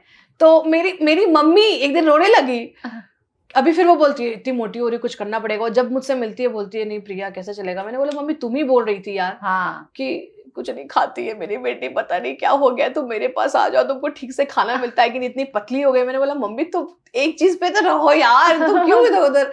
तो वो कंसर्न रहते हैं। लेकिन और जो ये लोग हैं जैसे मुझे बोलते हैं ना कि मैं हाँ भैंस होते जा रही है, तो एक बोलने का भी तरीका इतनी गोरी भैंस कहाँ देखी उन्होंने। बोले चलो कोई बात नहीं, भैंस हो रही है यहाँ बहुत अपने तरफ तो आप जानते हैं बिहारी जो होता है स्टाइल, तो मोटाते जा रही हैं, मोटकी हो रही हैं। अरे सिर्फ इनको लगता है कि हम लोग खाते ही रहते हैं, हाँ। ऐसे नहीं होता है। बहुत सारी अंदर बॉडी के अंदर ऐसी बहुत सारी चीजें होती हैं। और किसको पसंद है अनहेल्दी रहना, किसी को भी नहीं। जो इतने लोग बोलते हैं ठीक है, I really respect your concern, but आपसे ज्यादा मुझे पता है कि मुझे खुद को कैसे लग रहा होगा। किसी को नहीं चाहिए होता है, चाहे वो एकदम से पतला हो या एकदम से मोटा हो, किसी को चाहिए नहीं होता। बट ऐसे बहुत सारी चीजें होती है जिससे आप डील कर रहे होते हो। जैसे गर्ल्स में बहुत सारी प्रॉब्लम होती है, थायराइड होता है, पीसीओडी होता है, तो हाँ वो होता है। तो उसमें आपका कंट्रोल नहीं, और ऐसा नहीं कि हम कोशिश नहीं कर रहे हैं, बट हर चीज को एक समय लगता है। तो मैं जैसे मैंने कहा ना कि मैं सब चीज को ना किताब के जैसे पढ़ती हूँ, तो मुझे पता है मैंने पहले किया था तो मैं अभी भी कर लूंगी और मैं कर लूंगी। तो जितनी भी लड़कियां हैं स्पेशली, नहीं लड़कों को भी ऐसे होता है, तो इतना दिल पे मत लीजिए, आप अपना टाइम लो और ऐसा वाला भी वेट, क्योंकि इन सब सही तरीके से ना करो। हाँ। लोग अजीब अजीब से डाइट करते हैं, या अभी बहुत सारे इंजेक्शंस चलने लगे, वो सब लेना चालू करते हैं, which is very bad. I recently मतलब मैं एक डाइटिशियन से कंसल्ट कर रही हूँ, तो वो मुझे बता रही थी कि ये इंजेक्शंस लेना, क्योंकि फटाक से अचानक से तो सुखड़ी टाइप के फ्लैट हो जाते हैं, तो ये जब दोबारा आता है ना, या जो ऐसे जो उसको what is that term use, जो वो होते हैं अलग अलग, व्हाट वी से, न्यूट्रिशन नहीं सर्जरीज जो होते हैं, दैट लाइपोसेक्शन, सॉरी, ये सब चीजें शायद होता होगा आपको कुछ, बट ये it's very temporary. The moment आपको या तो उसके साथ मेंटेन करो डाइट, जैसा छोड़ोगे ना वो डबल ट्रिपल आता है, which is a very bad thing. तो आप थोड़े थोड़े स्मॉल स्टेप्स लेके, जैसे अभी मैंने धीरे धीरे शुरू किया, या किसी से भी तो धीरे धीरे शुरू करो।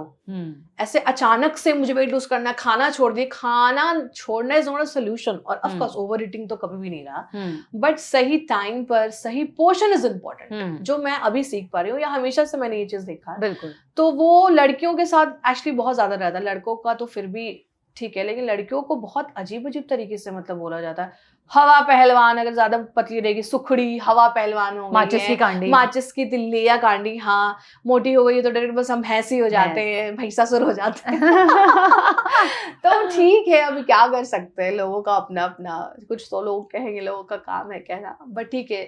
मैं सबसे बोलती हूँ कि मैं दिल पे नहीं लेती हूँ अपने आप जैसे हो, एक तो आप कॉन्फिडेंट में एकदम रहो। मैं जिस भी शेप में रही हूँ अपनी लाइफ में, I have always carried my self एकदम बेब के जैसा मैंने कैरी किया है लेकिन हाँ, संस्कारी स्वैगर, बट हाँ मैं इससे बिल्कुल भी अप्रिशिएट नहीं करती हूँ वेट गेनिंग को, या वेट बहुत ज्यादा अगर पतली हो जाए, बट आप अपना टाइम लेकर और अपने तरीके से आप उसको मैनेज करिए और वो हो जाएगा।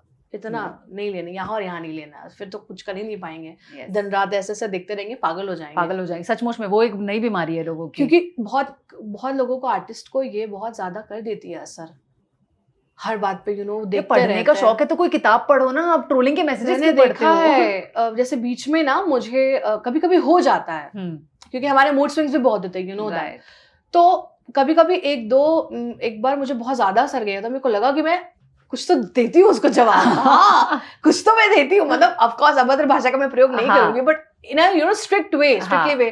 तो फिर मेरे मेंटोर, मेरी टीम ने बोला कि नहीं Priya, no reaction is the best reaction. Yes, तो फिर मैंने इस कोट को, और एक और मंत्र आपको बताती हूँ, ओम इग्नोराय नमः।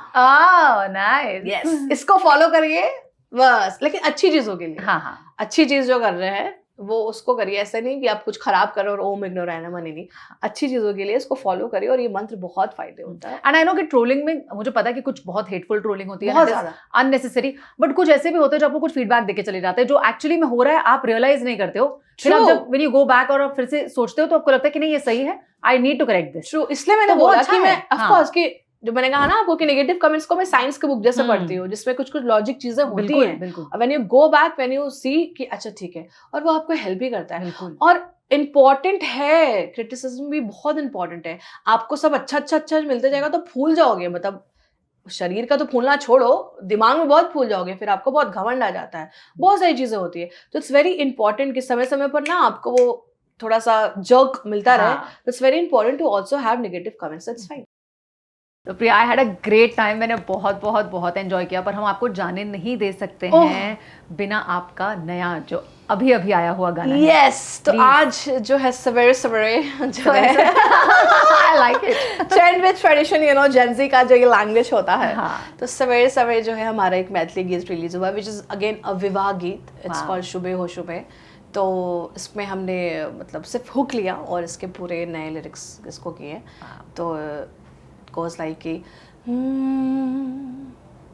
मेहंदी के रंग चढ़ल हर दे हवा में घोलल, आयल मुहूर्त चंदा मोरे दुल्हन बनल, मिलन के आयल घड़ी जोड़े सर्वोपरि, सबके मुख पर खुशी और भरल नयन, एक बेर बाजो सीताराम लागे अमृत समान, एक बेर बाजो सीताराम लागे अमृत समान, एले शुभ के लगन माँ, सुबह हो सुबह राजा जनक भमन माँ, सुबह हो सुबह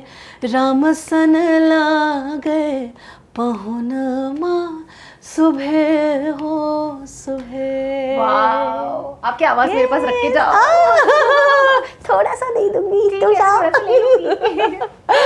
वाओ, सो सचमुच प्रिया, मैं नहीं चाहती हूँ कि पॉडकास्ट खत्म हो, बट यहाँ का एक रिचुअल है, जाने से पहले आपको पार्ट 2 के लिए हमको पहले से एडवांस बुकिंग लेके जानी है। मैं तो अभी शूट कर लूं पार्ट 2। हम एक्चुअली इतनी बातें कर रहे हैं, हम कर भी सकते हैं ना easily.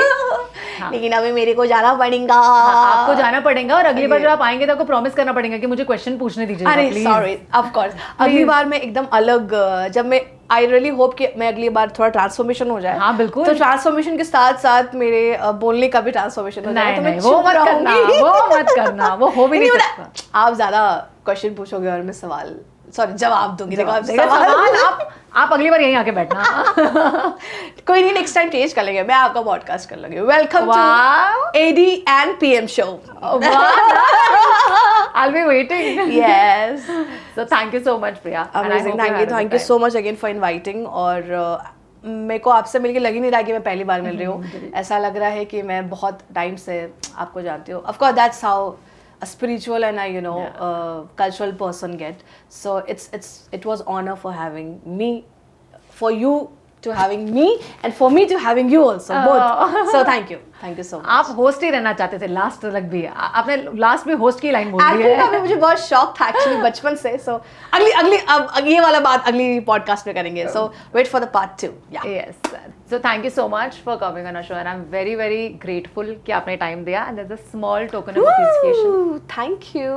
I hope you enjoyed this. Of course, I loved it. I hope आपकी डाइटिशियन आपको अलाउ करे ये खाने। अच्छा, डाइट वाला है।